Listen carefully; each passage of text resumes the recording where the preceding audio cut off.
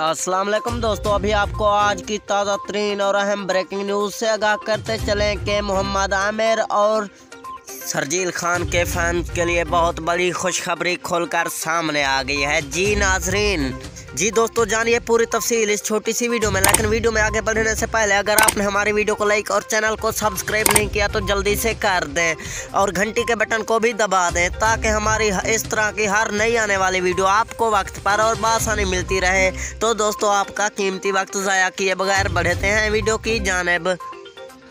PCB chairman Ramiz राजा ने कहा है कि मोहम्मद आमिर दुनिया का सबसे बड़ा बॉलर है और शर्जील खान पाकिस्तान का सबसे बड़ा बैट्समैन है, इसलिए पाकिस्तानी टीम को घबराना नहीं है, हम इंडिया से जीत जाएंगे। पीसीबी चेयरमैन रमीज़ राजा ने तो क्या, इमरान खान ने खुद भी यही कहा है कि अब शर्जील खान गेम में आ गया है तो हम इंडिया से नहीं हार सकते।